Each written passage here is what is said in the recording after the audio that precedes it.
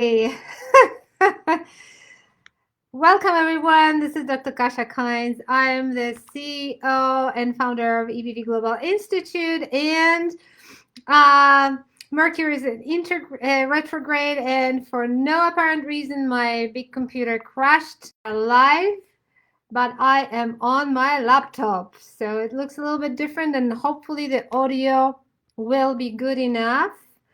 Let me see, it's a little bit different, isn't it? So today we're talking, hello Jody, today we're talking about NAC, N-acetylcysteine, and EBV, and how amazing it is and why you have to know about that. So let's get right to it. I'm going to talk about the research we do have related to NAC and specifically EBV. And also I'm going to share with you some amazing benefits of NAC going beyond directly hitting EBV. And I think, we've worked with NAC for years, but I know it came to life and light, deservedly so, during COVID, because we all learned how amazing it is as an antioxidant and anti-inflammatory. So with that, let's jump in. It's an amino acid. It is conditionally essential, semi-essential, so it depends on the body. Sometimes you just need to supplement with it. It's a building block of another very important amino acid, cysteine. And amino acids are building blocks of proteins, so they're very important. But in terms of NAC, it's actually profoundly effective and important for the body and for us. So now, like licorice, NAC can actually sorry, I'm so distracted by this, the hiccups, the IT hiccups. It can decrease NF-kappa B. So NF-kappa B is a very inflammatory protein, and I write about it in the book, and I've talked about it in many trainings. The more NF-kappa B you have, the more inflammation you have in general. And there's a lot of foods, culinary spices, that actually help decrease it. But the issue with NF-kappa B, specifically for EBV, is that NF-kappa B is used by the virus to replicate itself. So it actually hijacks it and uses it for its own replication. So the more NF-kappa B you have, the worse off you are, the more reactivation you will have. And there was a study on NF-kappa B and how much just one fast food meal can increase it. I think it was increase it by 150% for 2 hours. So if you have a bad meal like that, you actually are opening a door to EBV reactivation. And so NAC is a great tool to use to decrease that. The most important thing of NAC for NAC in terms of EBV is that it actually blocks EBV replication directly. We have a couple of big tools like that, and this is one of the reasons why NAC is in my core protocol. We're pretty aggressive with it because it's so needed. And of course, we already know that it decreases inflammation, but it also decreases inflammation specifically caused by latent activity of EBV. That's the research. What does that mean? It means that when your virus is in your system, from the research we know, okay, so let me back off. In your life, when you have EBV, you know that you sometimes you feel bad, period. You have malaise, you have brain fog, you have fatigue, you can't function, you can't think.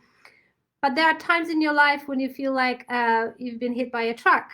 This is where the virus reactivates. But what people don't realize is that the virus really sustains itself not during reactivation. This is when you feel the worst, but it actually sustains itself between reactivations, which is called the latent stage. And during the latent stage, it continues doing damage. And so it's very important to have tools that curb that virus during those periods. NAC is one of them. It's just amazing. And of course, we know from COVID that it's a potent anti-inflammatory and antioxidant. And antioxidant is the key word here because EBV creates massive amounts of oxidative stress. If you know me, you probably have it ingrained in your brain, oxidative stress-free radicals. So we need antioxidants specifically to turn that off.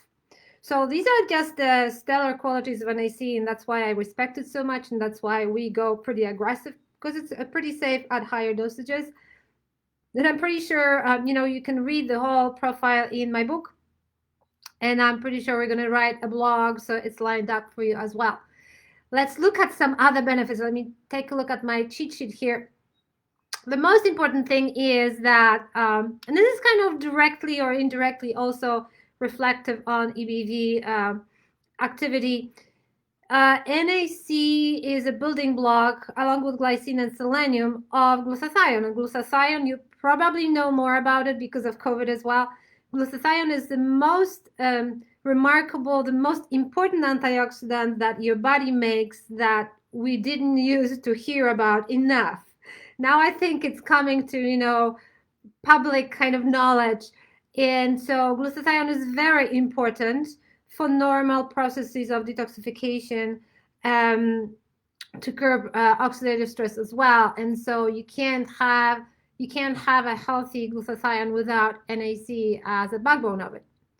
So with that, NAC is very beneficial for kidney and liver detoxification. Detoxification pathways really require NAC. It's so good for your liver. Interestingly, it supports your immune system. So if you look at the immune cells, integral structure and function, they really need that NAC as well. So it actually builds up your immune cells and their functions. And we know that immune cells are affected by the virus as well. And interestingly, there are studies showing that it decreases the flu duration. So other viruses, so it's antiviral. And so let's keep going. This is interesting. I'm going to read it out because there's a laundry list of other things. So studies also confirm its effectiveness for chronic bronchitis, upper respiratory infections, support in ulcerative colitis, increased formation of tight junctions in the colon. So when there's permeability, leakiness in the colon, increased safety of hemodialysis, improved insulin sensitivity in PCOS and hyperinsulinemia. And it looks promising in Alzheimer's disease when used along with lipoic acid, and also Parkinson's disease and some cancer. Voila. Pretty remarkable. It can even help induce ovulation in assisted reproduction. Another thing that I found interesting that we don't hear about really is that it may help decrease homocysteine. And that is very important because when people have inflamed brain from EBV, the inflammation, the brain fog, it is from EBV, it is from oxidative stress, but it can also be from homocysteine. Homocysteine, when it's too high, can really inflame that brain. And so it's a very simple blood test, and the ranges are obsolete. So you want to test your homocysteine and see if it's like within like 6 up to 7 and not more than 7, 8. That's already too high. So yeah, NAC plays a role in that. Another study suggested that it may increase nitric oxide production, and nitric oxide is so important in even preventing reactivation of EBV. We have some studies, so this is really such a multitasker. And then last but not least, psychiatric disorders and conditions related to the brain. Listen to this. It may help psychiatric disorders, depression, obsessive compulsive disorders, and it can improve reward reinforcement pathways in the brain because of its high antioxidant value. So it's pretty remarkable. A couple of things I would say about the do's and the don'ts. The dosages are up to, in terms of medical literature and the safety levels, The dosages that are reported to be safe are up to 4,500 milligrams a day. I don't recommend going this high, and grab my book for detailed write-up, long-term, short-term. Everything is listed there.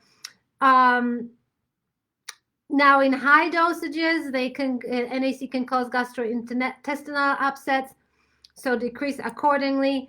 If you take it before sleep, for some people it can cause insomnia, so pay attention to that. It's also a methyl donor, so if you have methylation issues, sometimes you need methylation support, but sometimes, in some cases, too much of the methylation support backfires. You have a bottleneck effect and you start having symptoms. So sometimes more is not better. And if you have sulfur intolerance, NAC will not be tolerated either. So that's another clinical story and a training in itself. But just know that if you take NAC more than one capsule a day and you start having some symptoms, these can be some of the reasons. When not to use NAC. Okay. When you have blood thinner medications or certain blood pressure medications, you want to always check with your doctor, of course, if you have any medical conditions and any medications, but these in particular. Also medications that treat chest pain, such as nitroglycerin for your heart. You should not be using that supplement. And you should not use NAC if you are on immune suppressing supplement medications like, let me see here. Let me see. Let me look at my notes here. Yeah, like prednisone.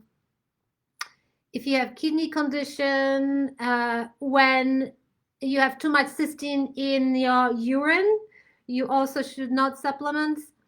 And be aware that the industry with the supplement industry is huge, and so make sure you don't get the toxic form of cysteine, D-cysteine or 5-methylcysteine.